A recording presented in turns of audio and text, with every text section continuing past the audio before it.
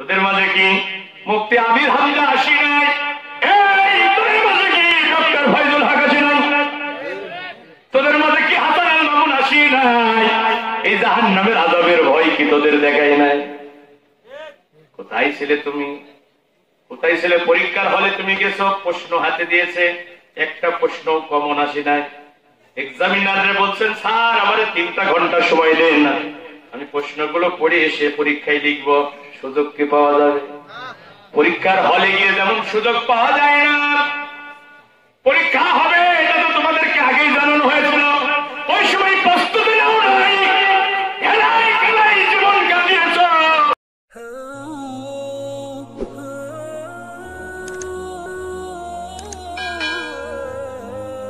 সবচেয়ে বড় ফজিলতের কথা হলো, সবচেয়ে বড় খুশির কথা হলো, শুনে আপনাদের হৃদয়টা আনন্দে উৎপীড়িত হয়ে যাবে। বিশ্বনবী বলেন এখানে বসে যারা কোরআনের কথা শুনবে, স্বয়ং রব্বুল আমিন তার আরশ বহনকারী নিকটতম ফেরেশতাদের মজলিসে, স্বয়ং রব্বুল আমিন তার নিকটতম ফেরেশতাদের মজলিসে এই বান্দা বান্দীগুলোরে নিয়ে আলোচনা করতে থাকবে আর গর্ব প্রকাশ করতে থাকবে। একটু জোরে বলা যাবে কি সুবহানাল্লাহ? আর জোরে বলুন সুবহানাল্লাহ। এখানে আমরা আলোচনা করবো কার? দিল্লি কিংবা ওয়াশিংটনের আলোচনা শোনার জন্য আমরা এখানে আসি নাই। ব্রিটেন কিংবা আমেরিকার আলোচনা করার জন্য এখানে আসি নাই। দুনিয়ার কোন নেতা নেত্রীর জীবনী শোনার জন্য আমরা এখানে আসি নাই। এখানে আলোচনা হবে কোরআন এবং হাদিসে, আর কোরআন হাদিসের আলোচনা যারা করবে এবং শুনবে, আল্লাহ পাক রব্বুল আমিন আরশে আজিমে তার ফেরেশতাদের মজলিসে তাদেরকে নিয়ে আলোচনা করবে। খুশি নেবে যা ভাইরা আমার, আলোচনা শুনলে রহমত পাওয়া যাবে। আর আলোচনা শোনার পরে কোরআনের রোডম্যাপ অনুযায়ী জীবন পরিচালনার সিদ্ধান্ত নিয়ে যারা বাড়ি যাবে, আমার রব আমার আল্লাহ তাদের জীবনের সব সব গুনাহগুলো মাফ করে দিবে।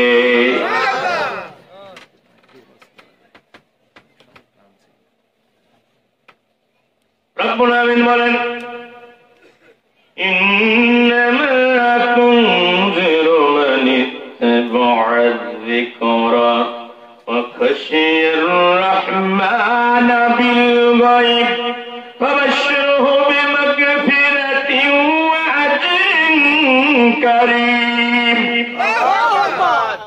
রব্বুল আমিন বলেন নবী, ও নবী, কোরআনের আলোচনা তো তুমি তাদেরকে শোনাবে, কোরআনের নসিহত তো তুমি তাদেরকে দেবে নবী, কোরআন থেকে উপদেশ তো তুমি তাদেরকে দেবে নবী। যারা এই কোরআন শুনবে, শোনার সাথে সাথে বলবে সামি'না ওয়া আতা'না, শুনলাম এবং মেনে নিলাম, শুনলাম এবং মেনে নিলাম। কার কথা? বক্তব্য যদি হয় হাসান আল মামুনের মন গড়ে কল্পনা প্রসূত, বক্তব্য যদি হয় মাস্টার ইউসুফ আলীদের চিন্তা চেতনা প্রসূত, ওইটা শোনারও দরকার নাই, মানারও দরকার নাই। কিন্তু বক্তব্য যদি হয় আল্লাহ এবং রাসূলের, শোনাও লাগবে, মানাও লাগবে। আল্লাহ বলে যারা শুনবে এবং মানবে, তারা শুনবে এবং মেনে নেবে। ও খাশিয়ার রহমান বিল গায়ব, আর ওদের আল্লাহকে না দেখে ভয় করে জীবন পরিচালনার সিদ্ধান্ত নেবে। আল্লাহকে কি দেখা যায়? দেখেছেন কেউ? আল্লাহকে না দেখে ভয় করে জীবন পরিচালনার সিদ্ধান্ত নিতে হবে। আল্লাহর ভয় যদি আমাদের কলিজার ভিতরে থাকে, আমার হাতের দ্বারা জবানের দ্বারা অন্য কোন মানুষের ক্ষতি হওয়া সম্ভব নয়। কথা বলুন ঠিক কিনা? আল্লাহর ভয় যদি কারো কলিজার ভিতরে থাকে, ওই মানুষটা অগাধ ক্ষমতার মালিক হওয়ার পরেও কারণ আমি মিথ্যা মামলা দিতে পারবে না, কারো জমি দখল করে নিতে পারবে না, ওজনে কম দিতে পারবে না, মানে ভেজাল দিতে পারবে না। বন্ধু, আল্লাহ বলেন যারা শুনবে এবং মেনে নেবেন, আর আমি আল্লাহকে ভয় করে জীবন পরিচালনার সিদ্ধান্ত নেবে। ও নবী, ও হাসান আল মামুন, ও মাওলানা জমির উদ্দিন, ওই কোরআনের মাহফিলে যারা বসেছে, আমার ওই বান্দা বান্দীদেরকে জানাইয়া দাও, জানাইয়া দাও, সুসংবাদ দিয়া দাও, ফাবাশশিরহু বিমাগফিরা, ওদের রব ওদের জীবনের সব সব গুনাহগুলো মাফ করে দেবে। আর যারা বলেন সুবহানাল্লাহ, আল্লাহ বলে বান্দা তোর জীবনের গুনাহ শুধু আমি মাফ করব না, ওয়াজিরিন কারীম, আমি সম্মানজনক পুরস্কার দেব, সম্মানজনক। কার কথা? ওয়াদা কার? ও বন্ধু, শুনবেন এবং মেনে নেবেন। কোরআনের কথা শুনবেন এবং মেনে নেবেন। কোরআন যেদিকে যেতে বলে ওই দিকে যাবেন। কোরআন যেদিকে যেতে নিষেধ করেছে ওই দিকে যাওয়া যাবে। কোরআন বলেছে আকিমুস সালাত, নামাজ কায়েম করো। আজকে থেকে আর আমি নামাজ ছেড়ে দেব না। এতদিন নামাজ পড়তাম না, কোরআনের মাহফিলে বসেছি, কোরআনের নসিহত শুনেছি, আর বেনামাজি থাকা যাবে? আজকে থেকে নামাজি হয়ে যাব। কোরআন বলেছে এই সুদখোর, এই সুদখোর আল্লাহর বান্দা, আজকে থেকে সুদের সাথে সম্পর্ক রাখতে পারবা? সুদের পক্ষে ছেড়ে দাও। এই মাহফিলে বসেছি আর সুদের সাথে সম্পর্ক রাখবো না। কোরআন বলেছে অকরনা ফি বুয়ুতিকুন্না ওয়ালা তাবাররুজনা তাবাররুজাল জাহিলিয়াতিল উলা। এই মেয়েরা জাহিলি যুগের নারীদের মতো বেপরদাই সেজে গুজে রাস্তায় বের হয়েও না, বের হয়েও না। আজকে শুনলাম, আজকে বাড়িতে যাবো, আর বেপরদাই জীবনে কোনোদিন বাইরে বের হবো না, মার্কেটে যাবো না, বন্ধুর সাথে পার্কে ঘুরতে যাবো। এই সিদ্ধান্ত যারা নেবে, জীবন পরিবর্তনের সিদ্ধান্ত যারা নেবে, রব্বুল আলামিন বলেন ও নবী আপনি বলে দিন, আমার ওই বান্দা বান্দীগুলোকে বলে দিন, ইল্লা মান তাবা ওয়া আমানা ওয়া আমিলা আমালান সালিহান ফাউলাইকা ইউবাদদিলুল্লাহু সাইয়্যাতিহিম হাসানাত ওয়া কানা আল্লাহু গফুরুর রহিম।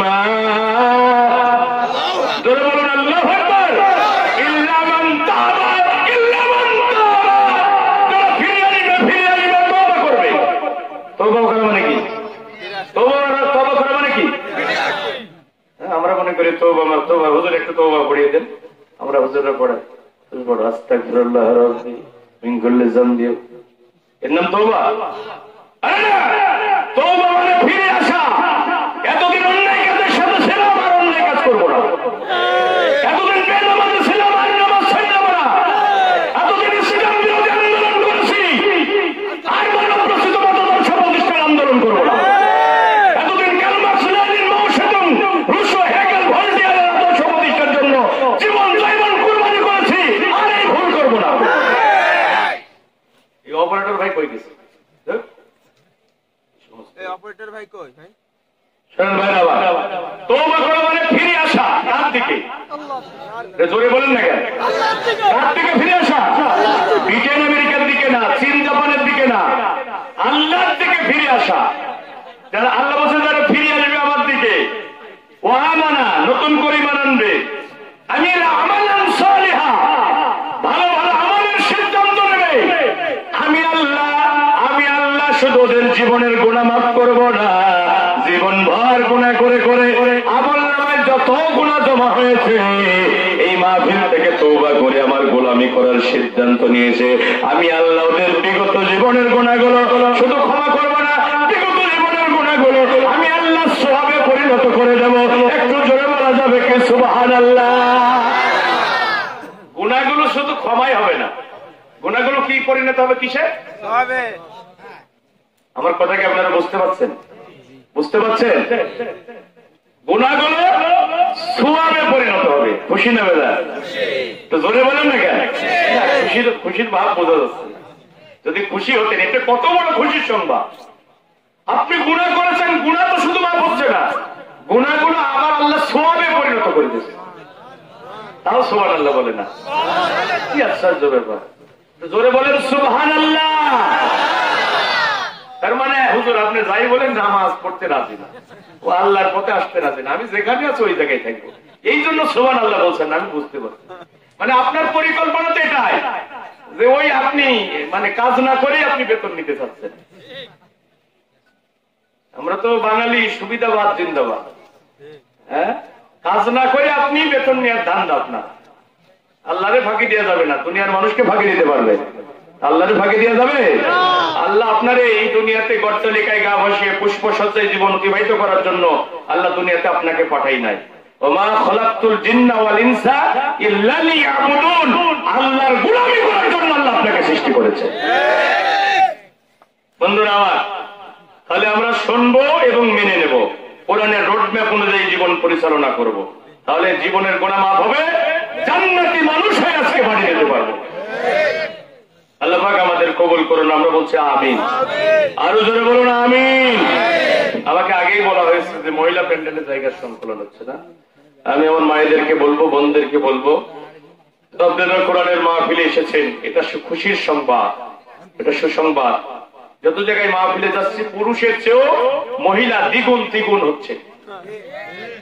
তো মহিলারা যত ইসলামের দিকে আসবে, ইসলামের বিজয় তত বেশি ত্বরান্বিত হবে। এজন্য আমি আমার মা বোনদেরকে কোরআনের মায়ের মাহফিলে ওয়েলকাম জানাচ্ছি এবং সাথে সাথে অনুরোধ করছি, আপনি বসে বসে কোরআন শুনবেন, আপনার একজন বোন দাঁড়িয়ে কষ্ট পাবে, এটা কোন মুমিনের পরিচয় হতে পারে না। যার সামনে যতটুকুন ফাঁকা জায়গা আছে, ফাঁকা জায়গাগুলো একটু পূরণ করে বসতে হবে। সবাই একটু সামনে গেছেন, পুরুষ ভাইদেরকেও বলছি, আমার ভাইদের বাবাদেরকেও বলছি, শীতের প্রচন্ড তীব্রতা, আপনারা একটু গার সাথে গা লাগিয়ে বসুন এবং কোরআনের মাহফিলে বসার সময় ফাঁকা জায়গা দেখে বসতে নিষেধ করা হয়েছে, বিশ্বনবী নিষেধ করেছেন।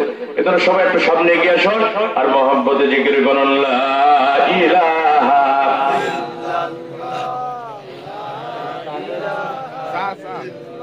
লা ইলাহা ইল্লাল্লাহ, লা ইলাহা, সবাই লা ইলাহা। আল্লাহ আল্লাহ বলতে বলতে মরণ যেন হয় আমাদের, আল্লাহ আল্লাহ বলতে বলতে মরণ যেন হয়, মরণ কালে জবান যেন কালিমা নসিব হয়। আল্লাহ আল্লাহ বলতে বলতে মরণ যেন হয় আমাদের, আল্লাহ আল্লাহ বলতে বলতে মরণ যেন হয়। লা ইলাহা, সবাই লা ইলাহা, লা ইলাহা ইল্লাল্লাহ মুহাম্মাদুর রাসূলুল্লাহ সাল্লাল্লাহু। তাহলে কোরআনের রোডম্যাপ অনুযায়ী জীবন পরিচালনার সিদ্ধান্ত নিয়ে বাড়ি গেলে জীবনের গুনাহ মাফ হয়ে যাবে, আল্লাহ সম্মানজনক পুরস্কার দেবে। এই কমিটমেন্ট কার? আল্লাহর ওয়াদা কি মিথ্যা হতে পারে? ভাইরা আমার, কিন্তু পক্ষান্তরে আপনি যদি কোরআন না পড়েন, কোরআন যদি না বোঝেন, কোরআনের সাথে যদি হৃদয়ের সম্পর্ক তৈরি না করেন, তাহলে আপনার জন্য কঠিন ভয়াবহ পরিণতি দুনিয়া এবং আখিরাতে অপেক্ষা করছে। রব্বুল আমিন বলেন, ومن أعرض عن ذكري فإن له معيشة ضنكا ونحشره يوم القيامة أعمى ومن أعرض عن ذكري فإن له معيشة ضنكا। যারা আমার এই কোরআন থেকে মুখ ফিরিয়ে নেবে, যারা আমার এই কোরআন পড়বে না, বুঝবে না, কোরআন জানবে না, মানবে না, কোরআনের রোডম্যাপ অনুযায়ী জীবন চালাবে না, কে বলছে? দুনিয়ার জীবনটা আমি আল্লাহ তাদের জন্য সংকীর্ণ করে দেব। ছেলের ডান দিকে যেতে বলবে বাম দিকে যাবে, বউরের সামনে যেতে বলবে পিছনে যাবে, কোটি কোটি টাকার মালিক হবে, কোটি কোটি টাকার ব্যাংক ব্যালেন্স থাকবে, সংসারে শান্তি থাকবে না, অশান্তির আগুনে দাউ দাউ করে জ্বলে পড়ে ছন্নছাড় হয়ে যাবে, দুনিয়ার জীবন তাদের সংকীর্ণ হয়ে যাবে। রব্বুল আমিন বলেন, ওয়ানাহশুরুহু ইয়াওমাল কিয়ামাতি আ'মা। আর কিয়ামতের কঠিন ময়দানে, কিয়ামতের কঠিন ভয়াবহ দিনে কোরআন বিমুখ মানুষগুলোকে আমি আল্লাহ অন্ধ বানাইয়া দেব, দুই চোখ অন্ধ করে দেব। ওরা যখন হাসরের ময়দানে অন্ধ হয়ে উঠবেন, রব্বুল আমিন কি দেখে দেখে বলবেন, ক্বালা রাব্বি লিমা হাশারতানি আ'মা ওয়াকাদ কুনতু বাসীরা। রব্বুল আমিন দুনিয়াতে আমাদের দেখার জন্য কত সুন্দর দুইটা চক্ষু তুমি দিয়েছিলে, তোমার দেয়া চোখ দিয়ে তোমার সৃষ্টির কত বড় নিদর্শন আমরা দেখেছি। কি অপরাধ আমরা করেছি, কি কারণে আজকে আমাদের চোখ দুইটা তুমি অন্ধ করে দিলে? এটা কি আমার কথা না কোরআনের কথা? আমি একটা কথাও বানিয়ে বলবো না। ও বন্ধু, আমরা কত বক্তা এখন ইউটিউবের বদলতে হাজার হাজার বক্তা তৈরি হয়েছে, কিন্তু বন্ধুরা আমার বক্তারা আপনাদের নসিহত করে। আর আজ থেকে 1400 বছর আগে দুনিয়ার বক্তাদেরকে আমার রব নসিহত করেছেন। ও দুনিয়ার বক্তারা, মানুষকে যখন নসিহত করবা, ফাযাক্কির বিল কুরআন, ফাযাক্কির বিল কুরআন, যখন নসিহত করবা কোরআন দিয়ে নসিহত করবা। কোন আজগবি কল্পিত কিস্সা কাহিনী নয়, সাপের কাহিনী নয়, বেজির কাহিনী নয়, বাঘের কাহিনী আছে না নাই? না না না, নসিহত করবা কোরআন দিয়ে।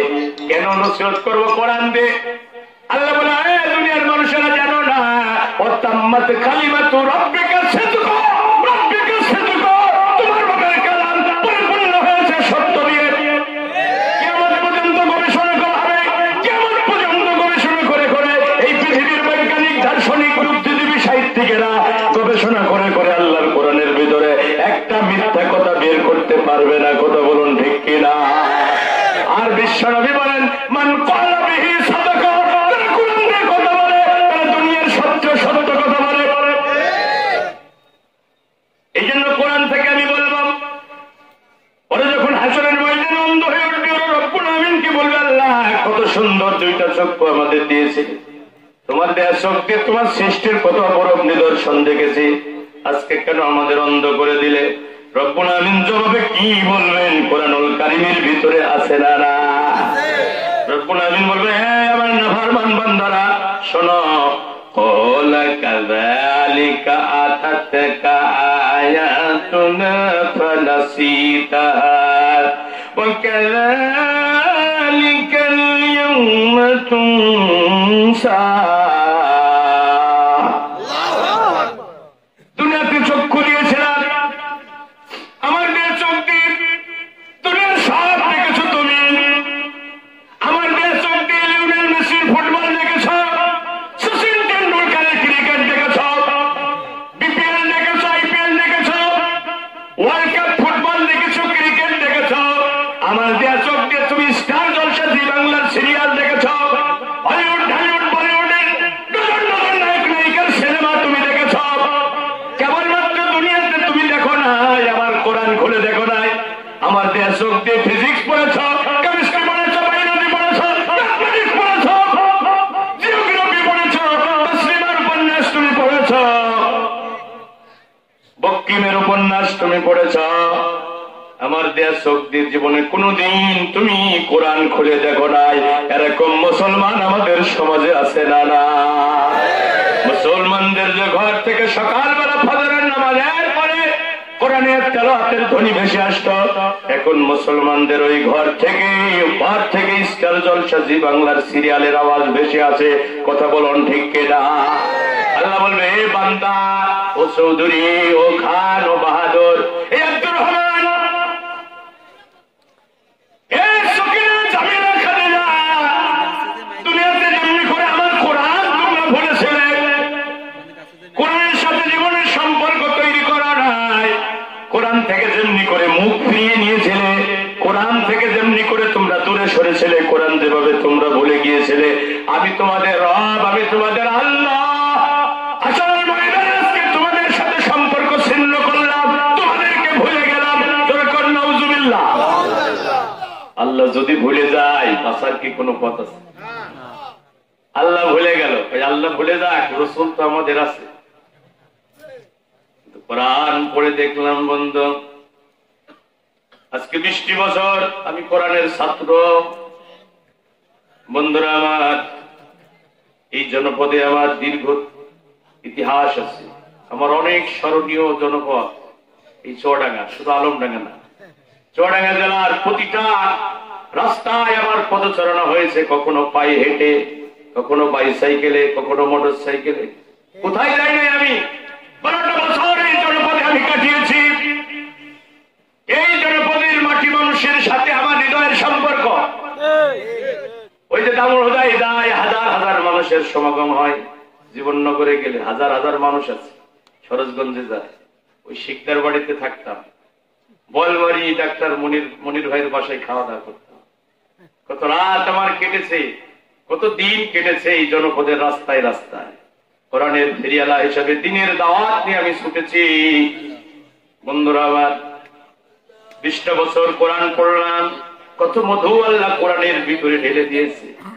জাতি বুঝলো না, জাতি জানলো না কি নিয়ামত আল্লাহ দিয়েছে।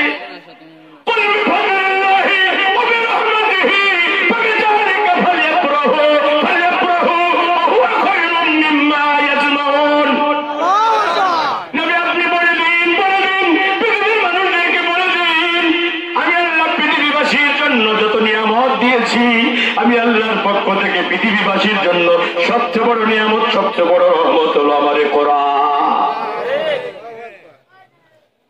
এশারের নামাজের পর খেয়ে কোরআন নিয়ে বসেছি, কখন জানি ফজরের আজানের ধ্বনি ভেসে এসেছে, আমি বুঝতে পারি না। এত মধু আল্লাহ কোরআনের বুকির ভিতরে ঢুকিয়ে দিয়েছে। কোরআন পড়তে পড়তে একটা আয়াত যখন আমার সামনে চলে আসলো, আমার শরীরের লোমকূপগুলো খাড়া হয়ে গেল। আল্লাহ তো ভুলে যাবে কোরআন বিমুখ মানুষগুলোকে, ভাবতেছেন রাসূলুল্লাহ আমাদের শাফাআত করে জান্নাতে নিয়ে যাবে। কিন্তু না না বন্ধু, না। হাশরের ময়দানে বিশ্বনবী নিজে বাদী হয়ে একদল উম্মতের বিরুদ্ধে মামলা দায়ের করবে আল্লাহর আদালতে। রাসূল নিজে বাদী হয়ে মামলা করবে। আখিরাতে আদালতে হাশরের ময়দানে বিচারক হবেন আল্লাহ। বিচারক হবেন কে? তো আল্লাহর নামটা আওয়াজ দিয়ে বলেন, বিচারক হবেন কে? নাকি ভয় করছো আপনাদের? মরার আগেই তো আমরা বলে গেছি। এবার মুমিন মরে একবার, ইমানদার মরে একবার, আর মুনাফিক মরে বারবার। এই জীবনের কোনো গ্যারান্টি আছে? এই মাহফিলে বসেছেন, ফিরে যেতে পারবেন, গ্যারান্টি আছে? কিন্তু আমি এই বাড়িতে এসে আমার হৃদয়টা বিগলিত হয়েছে। আমি একটা হৃদয় বিদারক ঘটনা শুনলাম। আমার হাফিজ ভাই, তার ছেলে ঢাকাতে থাকতো, চাকরি করত। বাপ মা মরণের আগে শেষবারের মতো মুখটা দেখার সুযোগ হলো না, মৃত সন্তানকে পেয়েছে। ভাইরা আমার, এই মাহফিলে এসেছেন, ফিরে যেতে পারবেন, গ্যারান্টি বন্ধু। এই মাহফিলে বসেছেন, সকালবেলা মাইকে এলান হতে পারে মাস্টার ইউসুফ আলী আর নাই। এই মাহফিলে বসেছে চেয়ারম্যান সাহেব, সকালবেলা মাইকে এলান হতে পারে চেয়ারম্যান তরিকুল ইসলাম আর নাই। এটা কি অস্বাভাবিক? এটাই বাস্তব, এটাই বাস্তব বন্ধু। ওই জন্য ইমান নিয়ে মরতে হবে, বাঁচতে হবে ইমান নিয়ে, মরতে হবে ইমান নিয়ে। মুনাফিক হয়ে বাঁচার দরকার নাই। বিড়ালের মতো 1000 বছর বেঁচে থেকে কোনো লাভ নাই। 1 সেকেন্ড, 1 মিনিট, 1 ঘন্টা ইমান নিয়ে সিংহের মতো বেঁচে থাকার মধ্যে জীবনের সার্থকতা রয়েছে। কথা বলুন ঠিক কিনা? এই জন্য কোনো বাতিলের পরোয়া করা যাবে না বন্ধুরা আমার। আখিরাতে আদালতে বিচারক হবেন আল্লাহ, রাসূল হবেন উকিল, আমরা সবাই হব আসামি। এই যে চেয়ারম্যান সাহেব আসামির কাঠগড়ায় থাকবেন, সভাপতি আমার ভাইজান আসামির কাঠগড়ায় থাকবে, আমি বুঝি বাইরে থাকবো, ওয়াজ করে বেড়াই, এই জন্য ছাড়।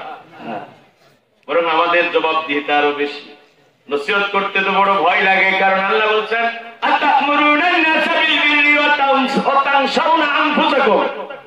ও বান্দারা, মানুষকে নসিহত করো অথচ নিজের কথাই ভুলে যাও। আমি যা বলি তা যদি আমল না করি খবর আছে না? না, এজন্য তো ভয়ে হৃদয়টা কাঁপে মাঝে মাঝে।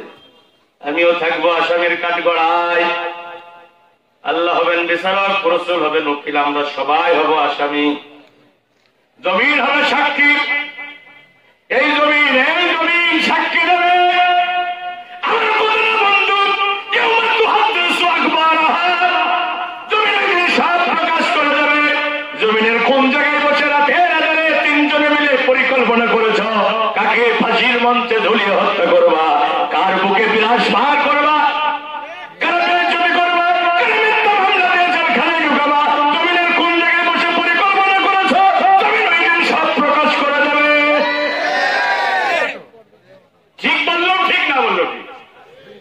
এটা কার কথা? আল্লাহর কথা। বন্ধুরা, সাক্ষী হবে আপনার হাত, আপনার পা, না কান, চোখ। আপনার নিজের হাত আপনার বিপক্ষে সাক্ষী দেবে, আপনার পা আপনার বিপক্ষে সাক্ষী দেবে, আপনার চোখ আপনার বিপক্ষে সাক্ষী দেবে। কোরআনুল কারীম খুলে দেখো বন্ধ। আলিয়াউমা নাখতিমু আলা আফওয়াহিহিম ওয়া তুকাল্লিমুনা আইদিহিম ওয়া তাশহাদু আরজুলুহুম বিমা কানু ইয়াকসিবুন। আপনার হাত পা নাক কান আপনার বিপক্ষে সাক্ষী দেবে। রাসূলুল্লাহ কারাতি করবেন, রাসূলুল্লাহ শাফায়াত করবেন, গুনাহগার উম্মতদের হাত ধরে ধরে তিনি জান্নাতে নিয়ে যাবেন। জোরে বলুন সুবহানাল্লাহ। ভাইরা আমার, কোরআনুল কারীমে সূরা ফুরকানের 30 নম্বর আয়াতে আল্লাহ বলতেছেন, রাসূল নিজে বাদী হয়ে একদল উম্মতের বিরুদ্ধে আখিরাতে আদালতে মামলা করবেন। রাসূল যদি কারো বিরুদ্ধে মামলা করে আর রাসূলের মামলার আসামি যদি কেউ হয়ে যায়, সে কি আর জান্নাতে যেতে পারবে? রাসূল কাদের বিরুদ্ধে মামলা করবে? আল্লাহ বলেন, ওয়াকালা রাসূলু ইয়া রাব্বি ইন্না কওমি ইত্তাখাযু হাযাল কুরআন মাহজুরা। وقال الرسول يا ربي يا ربي। ওই দিন রাসূল বললেন, হে আমার রব, হে আমার রব। ওই দিন মানে কোন দিন? বিচারের দিন। হে আমার রব। আমার কথা বুঝতে সমস্যা হচ্ছে না তোমরা? আলোচনা কি খুব কঠিন হয়ে যাচ্ছে? আমি তো সাবলীল ভাষায় বলতেছি, আয়াতের গভীরে প্রবেশ করছি না তো। إن قوم اتخذوا هذا القرآن مهجورا। রাসূল বলবেন, আল্লাহ আমার মরণের পরে আমার উম্মতেরা কোরআনকে মাহজুর অবস্থায় রেখেছিল, পরিত্যক্ত অবস্থায় রেখেছিল। কোরআন তারা পড়ে নাই, কোরআন তারা বুঝে নাই, কোরআন অনুযায়ী জীবন চালায় নাই, কোরআন অনুযায়ী সমাজ চালায় নাই, রাষ্ট্র চালায় নাই, কোর্ট কাছারি আইন আদালত চালায় নাই। কোরআনকে পরিত্যক্ত অবস্থায় রেখেছিল। আলমারিতে একটা কোরআন ছিল, মাঝে মাঝে তেলাওয়াত করেছে, তোমাকে যত্ন করে রেখে দিয়েছে। বাবির কুলখানি অনুষ্ঠান করার জন্য মাদ্রাসা থেকে ছেলেদেরকে ডেকে এনে কোরআন খতম দিয়ে দোয়া করেছে। কোরআন দিয়ে ওরা ছেলেদের বিয়ে পড়িয়েছে, কোরআন দিয়ে ভোট দাঁড়িয়েছে। কিন্তু কোরআনের বিধান অনুযায়ী সমাজ রাষ্ট্র ব্যক্তি জীবন পারিবারিক জীবন চালায়। আমি আল্লাহ, আমি রাসূল আমার ওই উম্মতের বিরুদ্ধে মামলা দায়ের করলাম। ওইদিকে আল্লাহ ভুলে গেছে। এখন রাসূল মামলা করলো, বাঁচার কি আর কোন পথ আছে? একটু বলেন না কেন? আল্লাহ ভুলে গেল, রাসূল মামলা করল। এরপরে বিপদের পর বিপদের পরে বাঁচার আর পথ আছে? আমি বাস্তব চিত্রটা আপনাদের সামনে তুলে ধরছি, আপনাদের সতর্ক করার জন্য। বক্তাদের কাজ হলো নসিহত করা। ওমা আলাইনা ইল্লাল বালাগুল মুবিন। আল্লাহ আমাকে দারোগা করে পাঠাইলেন যে পিটিয়ে পিটিয়ে আপনাকে ইসলাম মানাবো। আমার কাজ হলো নসিহত করা, সত্য পথের সন্ধান দেয়া। মানবেন কি মানবেন না, এই পথে চলবেন কি চলবেন না, এটা স্বাধীনতা আপনার আছে না নাই? স্বাধীনতা আছে বলে জান্নাত জাহান্নাম। প্রবৃত্তির দাসত্ব করে শয়তানের গোলামি করে যদি জীবন চালান জাহান্নাম, আর প্রবৃত্তির দাসত্ব পরিহার করে আল্লাহর গোলামি করে যদি জীবন চালান জান্নাত। এখন আপনাকে সিদ্ধান্ত নিতে হবে, আপনি প্রবৃত্তির দাসত্ব করবেন নাকি আল্লাহর দাসত্ব করবেন। বন্ধুরা আমার, ও বন্ধু ভালো করে শুনুন। বলবেন, হুজুর আমরা তো কোরআনকে মাহজুর অবস্থায় রাখি নাই, কোরআনকে তো আমরা সম্মানিত অবস্থায় রেখেছি। না বন্ধু, না,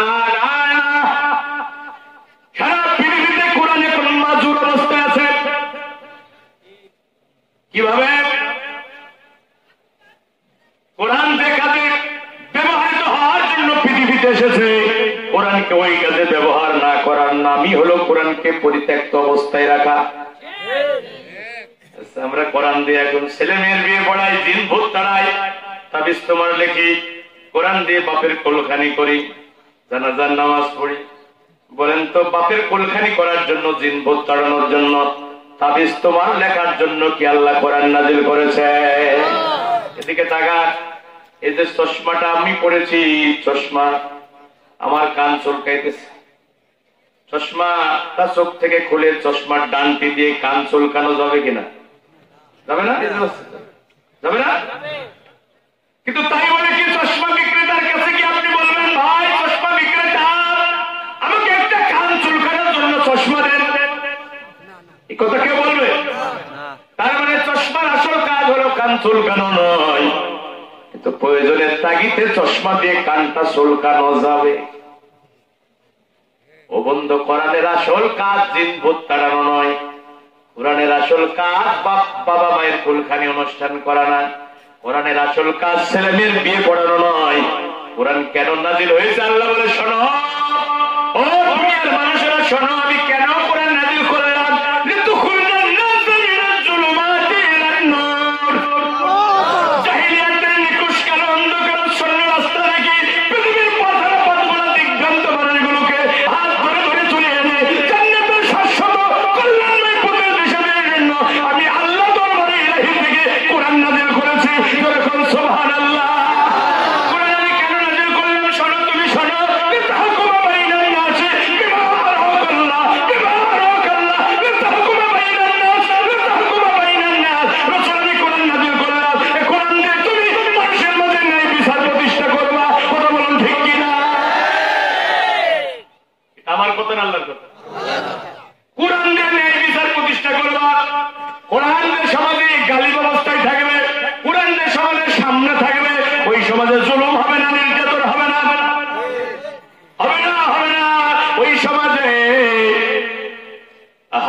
বছরের বাচ্চা থেকে শুরু করে 71 বছরের বৃদ্ধা পর্যন্ত ধর্ষিতা হবে। কিসের ধর্ষণ?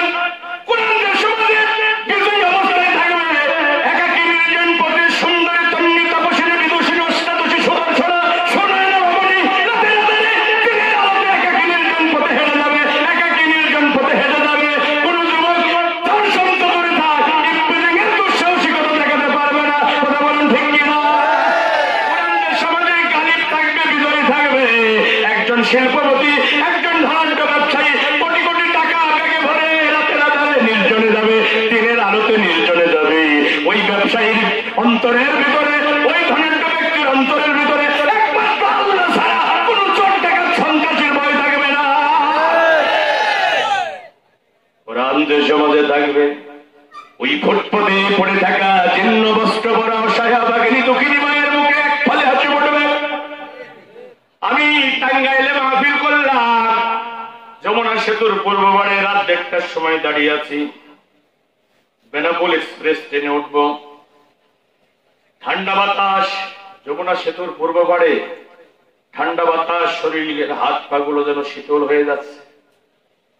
আমি দেখলাম স্টেশনের প্ল্যাটফর্মে একজন মা, মাথার চুলগুলো তার এলোমেলো, চেহারাটা উস্কো খুস্কো, মহিলা একটা কাপড় পরে কলিজার টুকরা একটা বাচ্চাকে নিয়ে বাচ্চাটাকে প্ল্যাটফর্মের উপরে শোয়া দিয়েছে, আর একটা মহিলা পাতলা কম্বল বাচ্চাটার গায়ের উপরে দিয়েছে।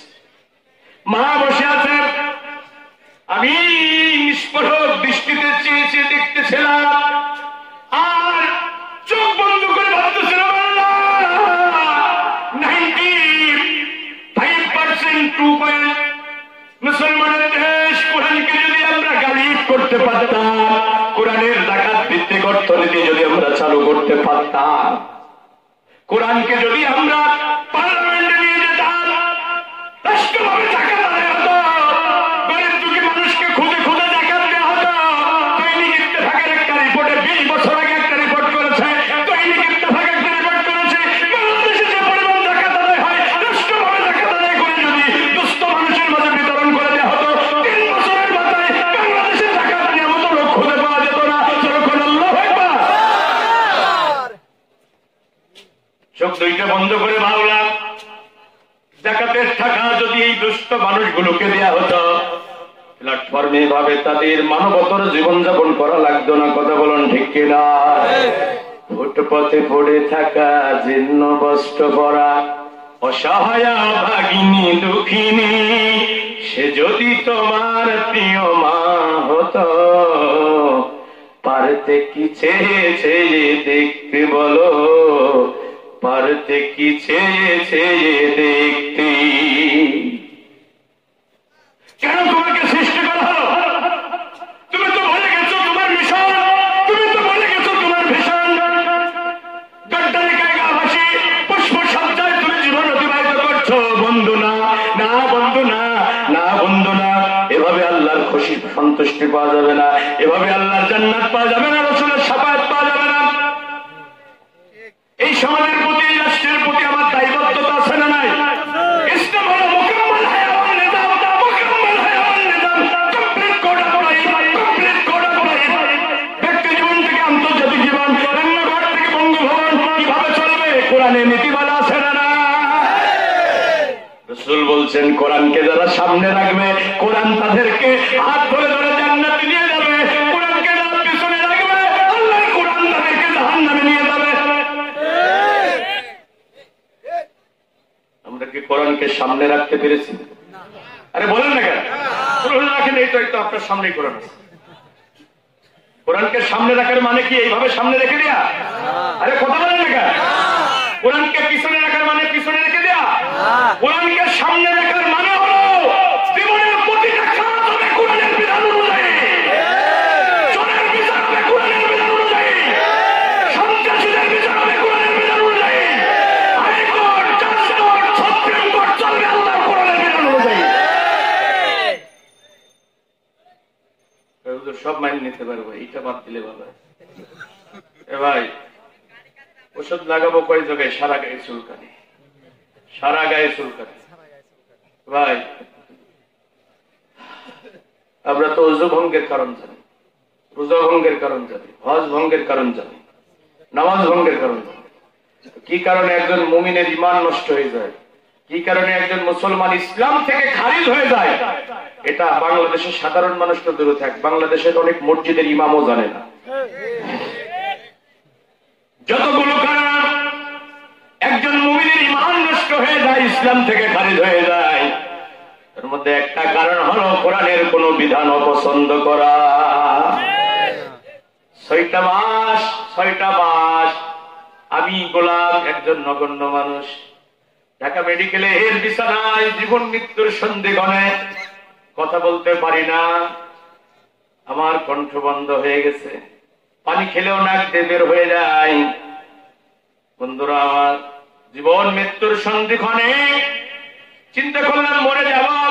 রাসূল বলেছে যে মাতাল ইনসানি ইন কত আনহু আমালুহু, মানুষ মরে যাবে, সব আমল বন্ধ হয়ে যাবে, সব আমল বন্ধ হয়ে যাবে, ইল্লা মিন সালাসা, 3টা আমল শুধু জারি থাকবে।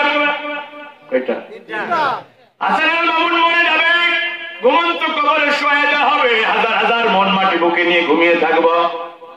মসজিদের মিনারে আজান হবে, হাইয়া আলাস সালাহ, নামাজে আসো, হাইয়া আলাল ফালাহ, হাত ভরে কল্যাণ নিয়ে যা।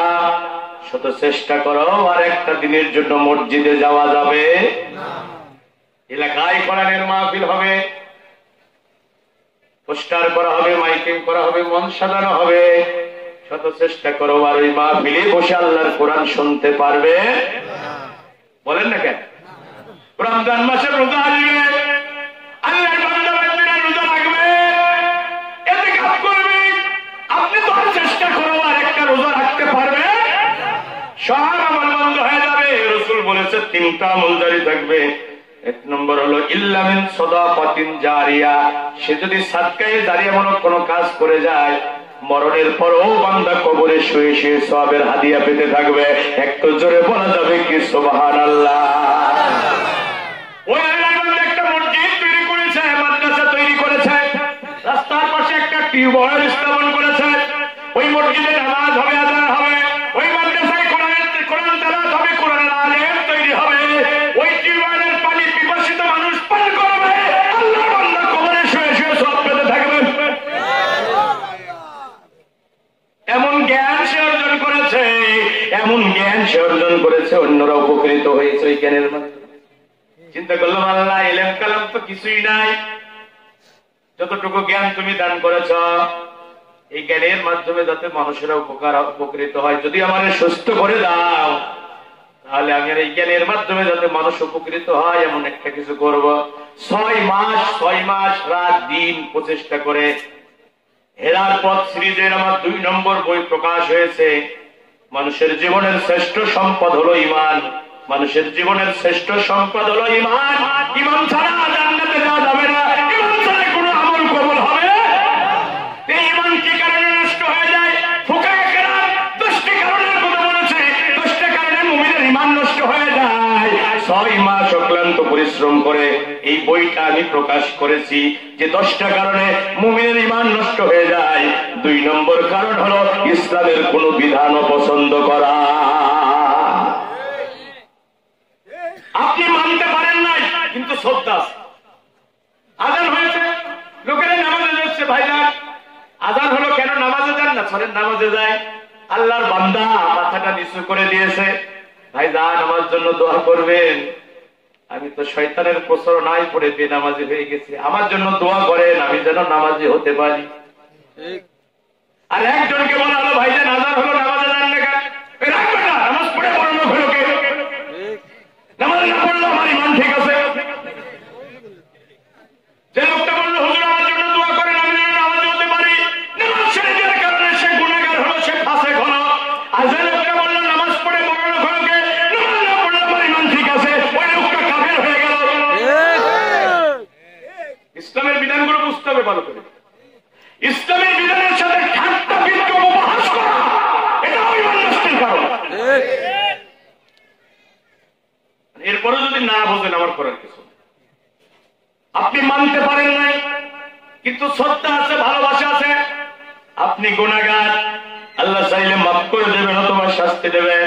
কিন্তু আপনি যদি বিদ্রোহী হন, যদি বিরোধিতা করেন, এখানে কোরআনের মাহফিল হচ্ছে আপনি আসেন নাই, এটা ভিন্ন কথা। কিন্তু মাহফিল বন্ধ করার জন্য আপনি ষড়যন্ত্র করেছেন, আপনি কাফের হয়ে গেছেন, কোন সন্দেহ নেই। এই জন্য সাধারণ অপরাধীদের ক্ষমা হতে পারে কিন্তু বিদ্রোহী অপরাধীদের ক্ষমা হবে। আজকে আমার কথাগুলো হয়তো বন্ধ আপনার ভালো লাগে না, আমার কথাগুলো হয়তো আপনার হৃদয়ে কোনো অনুভূতি তৈরি করতে পারছে না, কিন্তু এমন একটা সময় আসবে বন্ধু, ওই দিন আফসোস করবেন, আফসোস করবেন, কামড়িয়ে কামড়িয়ে হাতের গোস্ত গুলো তুলে ফেলবেন, কোন লাভ হবে না। কোরআনুল কারীমে আল্লাহ বলছেন ওয়ায়াউমা ইয়া'আদুল যালিমু আলা ইয়াদাইহি ইয়াকুলু ইয়া লাইতানি ইত্তাখাযতু মা'আর রাসূলি সাবিলা।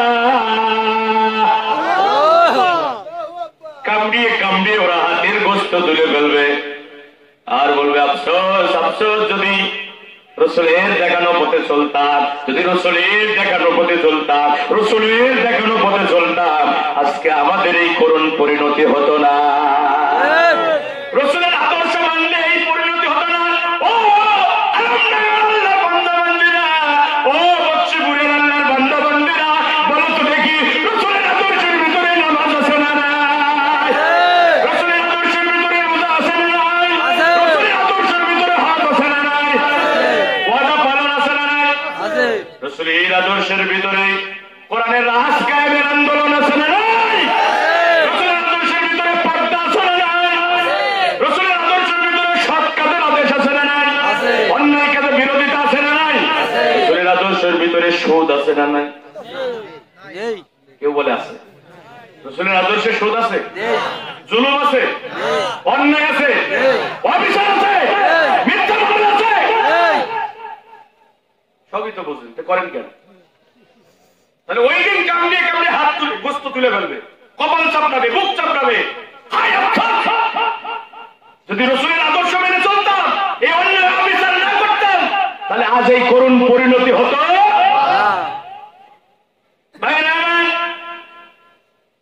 বাবার কাছে যাবে, মার কাছে যাবে, মা আমি তো তোমার ওই সন্তান, একটুখানি অসুখ হলে সারা রাত প্রদীপ হয়ে শিওরে বসে থেকেছ, নিজে না খেয়ে আমারে খাওয়িয়েছ, বুকের দুগ্ধ পান করে আমার লালন পালন করেছ। মা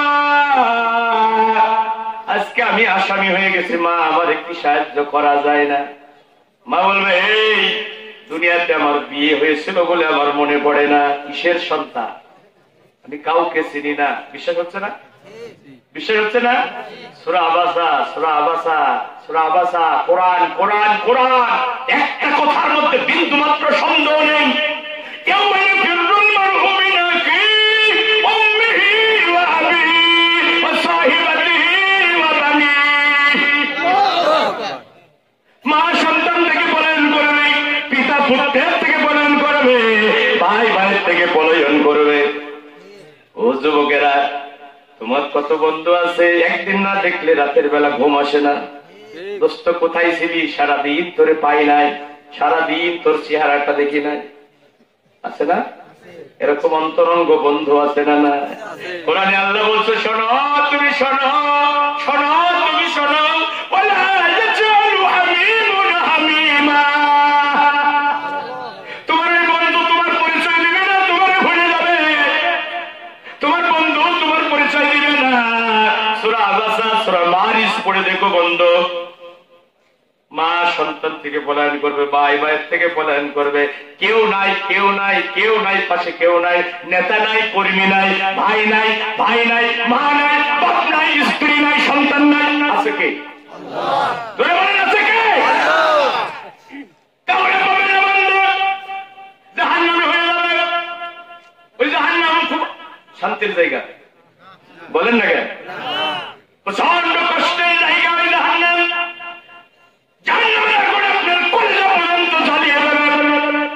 চিৎকার করতে থাকবে বান্দা, চেঁচামেচি করতে থাকবে। যেহেতু আমার একটু তাড়া আছে, আমি শর্টকাট আলোচনা করতেছি। আল্লাহ বলছেন সূরা ফাতির ভিতরে, আল্লাহ বলতেছেন ওহুম ইয়াস্তানিকুনা ফিহা। বান্দা ওই দিন চিৎকার করবে, চিৎকার করবে, চেঁচামেচি করবে, চেঁচামেচি করবে। এই জাহান্নামের আগুন আর সহ্য করতে পারি না। ভাই নাই, বোন নাই, স্ত্রী নাই, সন্তান নাই, কলিজার টুকরা সন্তান নাই, প্রিয়তমের স্ত্রী আজকে পাশে নাই, গর্ভধারিণীর মা পাশে নাই, জন্মদাতা পিতা পাশে নাই, আছে কে? আল্লাহ। জোরে বলেন আল্লাহ। এবার বান্দা শুধু আল্লাহরে ডাকবে, শুধু আল্লাহরে ডাকবে। কোরআনে আল্লাহ বলছেন, আহ কত সুন্দর করে আল্লাহ বলছেন, রব্বানা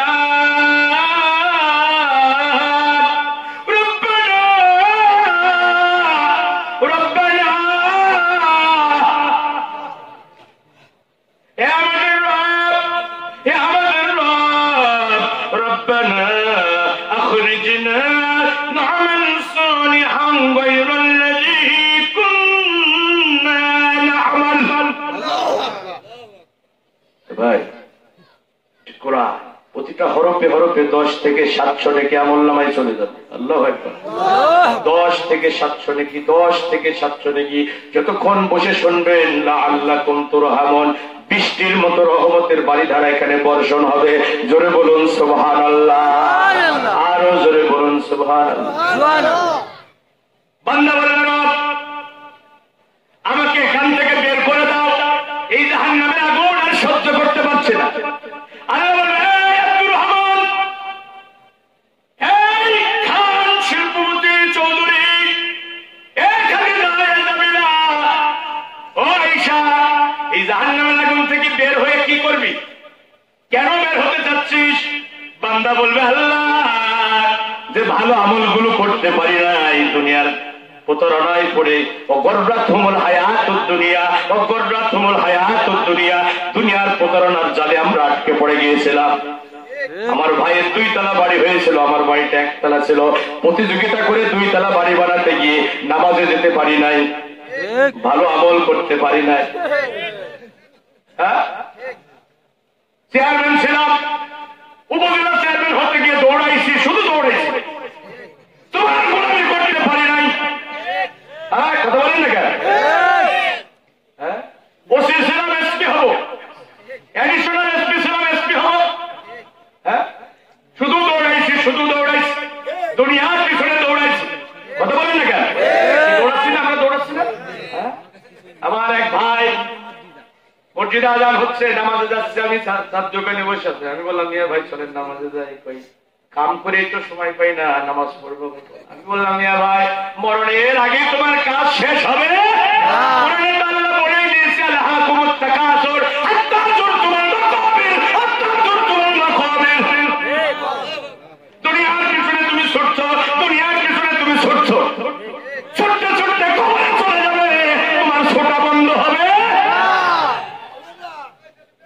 আমি মনে হয় আপনাদের বোঝাতে পারছি না। বন্ধুরা আমার বান্দা বলবে আল্লাহ যে ভালো আমলগুলো করতে পারি না ওই ভালো আমলগুলো করবো, আর কোন খারাপ কাজ করব আর একটা খারাপ কাজ করব না, আর বেপরদায় রাস্তায় বের হব না। ওই যে কত বোন কত মা এখানে এসেছে আজকে এত হৃদয় দিয়ে আবেগ দিয়ে বলছি, বোন তুমি জাহিলি যুগের নারীদের মতো বেপরদায় রাস্তায় বের হয়েও না, বেপরদায় রাস্তায় বের হয়েও না, বন্ধুর সাথে পার্কে যেও না,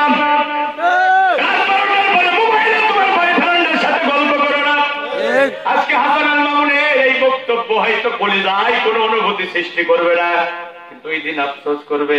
একটা বার বের করে দাও, জাহান্নাম থেকে বের করে দাও, আর এই সমস্ত খারাপ কাজ করব, শুধু ভালো আমল করব, শুধু ভালো আমল করব। আল্লাহ কি বলবেন? আল্লাহ বলবে হে বান্দা হে নাফরমান আওয়ালাম মিনকুম মান ইয়াতাযাক্কারু ফীহি মান তাযাক্কারা ওয়া জাআকুমুন নাযীর। আল্লাহু আকবার। এই নাফরমান অকৃতজ্ঞ গোলাম, এত নাজ নিয়ামত দিয়ে আমি তোর জীবনটা ধন্য করে দিলাম, এত নাজ নিয়ামত দিয়ে তোর জীবনটা আমি ধন্য করে দিলাম। তোর বাড়ির পাশে কত মানুষ আছে চোখে দেখে না, আমি তো তোর দুইটা চক্ষু দিয়েছিলাম। কত মানুষ আছে তুই কি রাস্তায় দেখিস নাই, একটা হাত নাই, একটা পা নাই, গোড়াইয়া গোড়াইয়া চলে, দেখেন না, দুইটা পা নাই, গোড়াইয়া গোড়াইয়া চলে, একটুখানি ভিক্ষা দেন। আমি তোর এত প্রতিভা দিয়েছিলাম, তুই রাস্তায় বের হলে তোর পিছনে শত শত মানুষ লাইন দিত।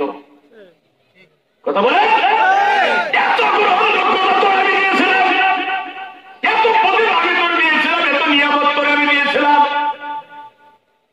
আমার একটা বারের জন্য গোলামি করলি না। তোরে তো আমি 70 বছর হায়াত দিয়েছিলাম, 80 বছর হায়াত তো আমি তোরে দিয়েছিলাম। কি 70 বছর হায়াত আমি দিয়েছি, 50 বছর হায়াত আমি দিয়েছি। তোদের মাঝে কি মুফতি আমির হামজা আসি নাই? তোদের মাঝে কি ডক্টর ফয়জুল হক আসি নাই? তোদের মাঝে কি হাসান আল মামুন আসি নাই? এই জাহান্নামের আযাবের ভয় কি তোদের দেখাই নাই? কোথায় ছিলে তুমি? কোথায় ছিলে? পরীক্ষার হলে তুমি গেছো, প্রশ্ন হাতে দিয়েছে, একটা প্রশ্ন কমন আসি নাই। এক্সামিনার বলছেন স্যার আমার 3টা ঘন্টা সময় দেন না, আমি প্রশ্নগুলো পড়ে এসে পরীক্ষায় লিখবো, সুযোগ কি পাওয়া যাবে? পরীক্ষার হলে গিয়ে যেমন সুযোগ পাওয়া যায় না, পরীক্ষা হবে এটা তো তোমাদেরকে আগেই জানানো হয়েছিল, ওই সময় প্রস্তুতি নাও নাই, খেলাই জীবন কাটিয়েছ, আমার গোলামি করো নাই, আজকে কোন সুযোগ দিয়া হবে?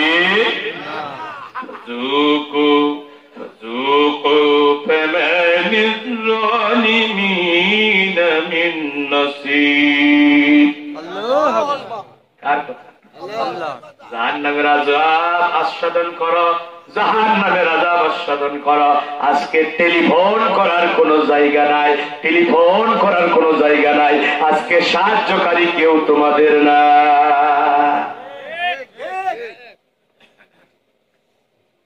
চোখ দুইটা বন্ধ করে আর এই পরিস্থিতির কথা ভাবে, ফিরে আসেন বন্ধু, জীবন পরিবর্তনের জন্য একটা মাহফিল যথেষ্ট। ফিরে আসো বন্ধু, ফিরে আসো। হারানো সন্তান ফিরে পেলে মা যেমন খুশি হয়ে যায়, হারানো সন্তান ফিরে পেলে মা যেমন খুশি হয়ে যায়, বান্দা যখন শয়তানের পথ থেকে আল্লাহর পথে ফিরে আসে, ওই হারানো সন্তান ফিরে বা মা বাবার চেয়েও বান্দার প্রতি আমার আল্লাহ লক্ষ কোটি গুণ বেশি খুশি হয়ে যায়। একটু জোরে বলা যাবে কি সুবহানাল্লাহ? আমরা ফিরে আসবো কার পথে? জোরে বলেন, ফিরে আসবো কার পথে? গোলামি করব কার? আওয়াজ দিয়ে বলেন, আমরা গোলাম হব কার? আরো জোরে বলেন, গোলাম হব কার? নেতৃত্ব মানব রাসূলের, গোলাম হব আল্লাহর, নেতৃত্ব মানব রাসূলের। গোলামি নেতৃত্ব সবাই বলেন ভাই, এই আল্লাহ এবং রাসূলের সাথে কি আপনাদের কারো দুশমনী আছে? তাহলে গোলাম হব সবাই মুখ জবান ছেড়ে দিয়ে বলেন গোলাম হব, নেতৃত্ব মানব, রসুল হবেন নেতা। রসুল শুধু আমাদের নেতা নয়, তাম পৃথিবীতে যত মানুষ এসেছে, তাম পৃথিবীতে যত মানুষ এসেছে, সকল মানুষের নেতা রসুলকে আল্লাহ বানিয়ে দিয়েছেন। জোরে বলুন সুবহানাল্লাহ। সাইয়্যিদুল বাশার রাসূলুল্লাহ তাম পৃথিবীর মানুষের নেতা, সাইয়্যিদুল মুরসালিন সমস্ত পয়গম্বরদের নেতা হলো বিশ্বনবী। সুবহানাল্লাহ বলেন। কাল মুসলিম মাউশাতুম রুশো হেগেল ভলটিয়ার আমাদের নেতা হতে পারে। কাল মুসলিম মাউশাতুম না রুশো হেগেল ভলটিয়ার না। বলো আমার নেতা, তোমার নেতা বিশ্ব নবী মুস্তাফা। আমার নেতা, তোমার নেতা বিশ্ব নবী।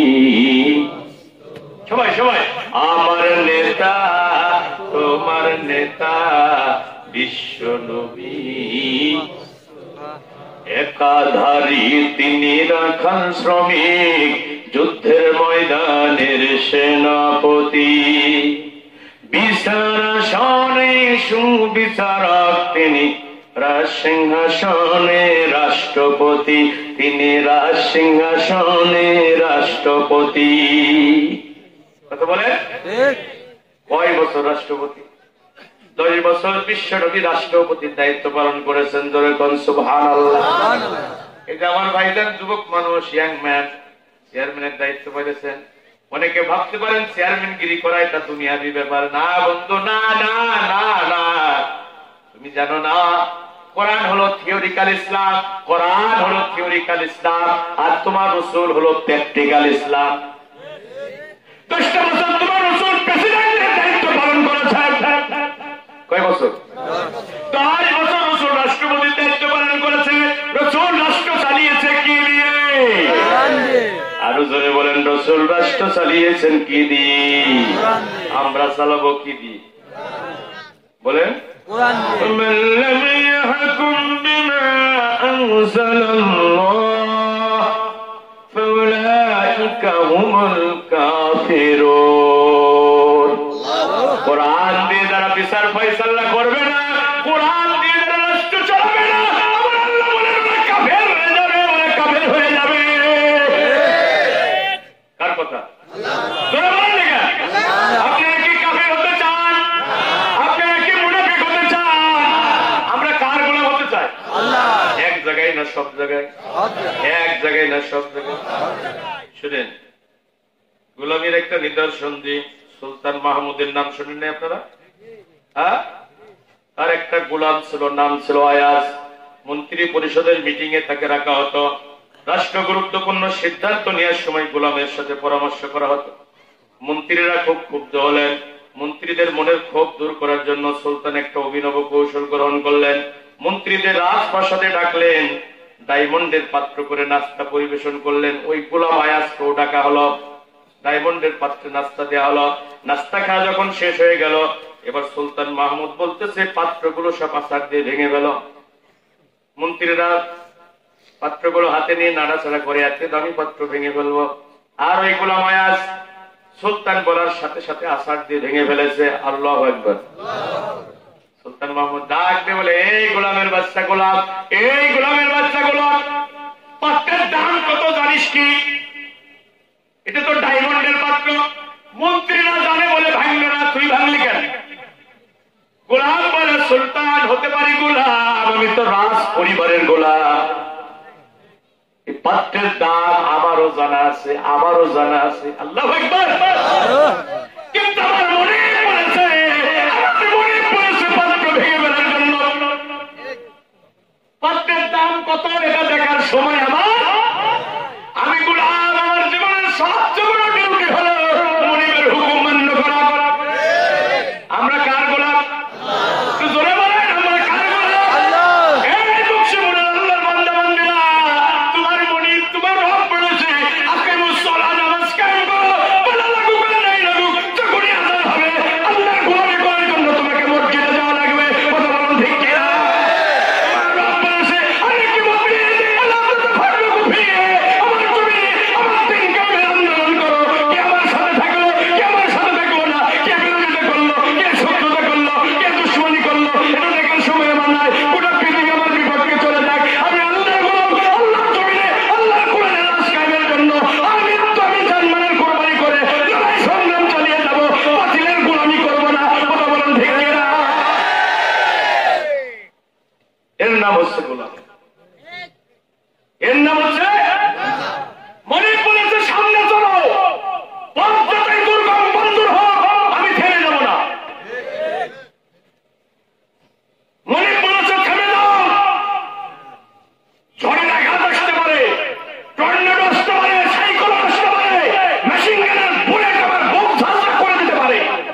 আমি হিমালয় পর্বতের মতো মাথা উঁচু করে দাঁড়িয়ে থাকবো, এর নাম গোলামি। আমি কি কথা বোঝাতে পারছি? 23 বছর ধরে কোরআন নাযিল হয়েছে, 1-1.5 ঘন্টায় সব বলে শেষ করা যাবে। আমি মুসাফির অবস্থায় আছি। বিশ্বনবী বলেছেন 3 শ্রেণীর মানুষের দোয়া কবুল হবে। বন্দুকের ট্যাগারে টিপ দিলে গুলি যেমন ফেরত আসে না, 3 শ্রেণীর মানুষের দোয়া আল্লাহর দরবার থেকে ফেরত আসবে না। আল্লাহু আকবার। মা বাবা সন্তানের জন্য দোয়া করবে, আল্লাহ কবুল করে নেবেন। মজলুমের দোয়া আল্লাহর দরবারে মঞ্জুর হবে। মুসাফির ব্যক্তির দোয়া আল্লাহর দরবারে কবুল হবে। সুবহানাল্লাহ বলেন। আমি কোরআনের মুসাফির, আমি ব্যবসা বাণিজ্য করার জন্য এখানে আসি না। কয় টাকা দেবে হাদিয়া না দেবে তাও আমি কন্ট্যাক্ট করে আসি না। শুধু এটা তো আমার নিজের এলাকা। আমি মানিকগঞ্জে যাই, লালমনিরহাটে যাই, কোথাও আমি টাকা পয়সা কন্ট্যাক্ট করে যাই না। আল্লাহ দিনের জন্য কথা বলি, মানুষ সন্তুষ্ট যে হাদিয়া দেয় ওইটি পকেট নিয়ে বাড়ি। আল্লাহ যেন নিঃস্বার্থ ভাবে আল্লাহ দিনের দাওয়াত মানুষের কাছে পৌঁছে দেওয়ার তৌফিক দান করেন। আমরা বলছি আমিন। বন্ধুরা আমার, হাত উঠাবো কার কাছে? জোরে বলেন আল্লাহ। আমার হাফিজুল ভাইয়ের কলিজার টুকরা সন্তান মা বাবার বুক খালি করে ঘুমন্ত কবরে চলে গেছে। আমার সাবেক মেম্বার ভাই বলছিলেন যে মাত্র 4 মাস আগে তার মেয়ের সাথে বিয়ে হয়েছে। যারা সন্তান হারায় তারাই বোঝে কত যন্ত্রণার সাগরে তারা পড়েছে। দাউদ আলাইহিস সালামের অনেকগুলো সন্তান ছিল। দাউদ আলাইহিস সালাম ছেলেদেরকে ডেকে বললেন, বলো তো বাবারা, দুনিয়াতে মানুষের কাছে সবচেয়ে ভারী বোঝা কি? ছেলেরা কেউ উত্তর দিতে পারে না। হযরত সুলাইমান আলাইহিস সালাম বললেন, দুনিয়াতে মানুষের কাছে সবচেয়ে বড় বোঝা হলো সন্তানের লাশের কফিন কাঁধে নিয়ে কবরে যাওয়া। সেই কঠিন বোঝা আল্লাহ ওনার ঘাড়ের উপরে চাপিয়ে দিয়েছেন। আমরা দোয়া করব আল্লাহ যেন তাকে সবরে জামিল দান করেন, ধৈর্য ধারণ করার তৌফিক দান করেন। আমরা বলছি আমিন। এই সন্তানের সাথে যেন আল্লাহ জান্নাতের সিঁড়িতে মা বাবার মিলিত করে দেন। আমরা বলছি আমিন। আমার সন্তান মা বাবার কাছে কত প্রিয়।